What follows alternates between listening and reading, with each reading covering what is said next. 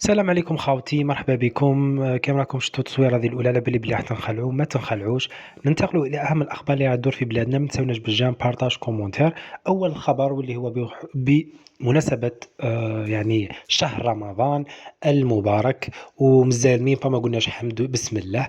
اسعار خياليه، ارتفاع الاسعار تاع الخضر الفواكه لمن استطاع اليه سبيلا. ولينا كل حاجه يزيدوا لها.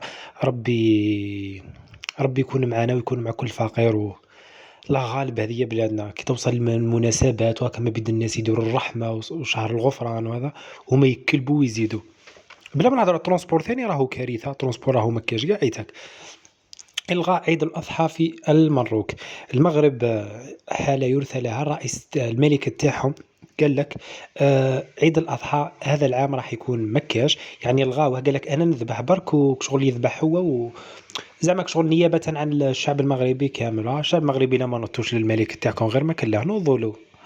لا. شغل استغفر الله يا ربي الإله تاعهم. كارثة. زعما كيفاش هذه؟ واش دخل هو يذبح والناس ما يذبحوش؟ حتى الناس عندهم قدر إنساني يشري يذبح. إلغاء عيد الأضحى في المغرب غير هو اللي عيد الملك السادس. معلمة من عين آزال سطيف تزوجت عرضة غير التلاميذ تاعها. الناس انتقدوها، انا صراحه ما انتقدهاش، لانه هي هذوك التلاميذ كي تمد لهم ياكلوا ما راح يهضروا فيها، ما راح يقولوا والو، ما راح يسحروها. ياكلوا ويزيدوا يدعوا لها، ماشي كيما جماعه يروحوا المراه ياكلوا مليح يقول لك ما كليناش، ما ياكلوش يقول لك لا لا. المهم الهضره فيها. فلهذا نتمنى لها كامل التوفيق والنجاح، ووكلت البراءه والملائكه.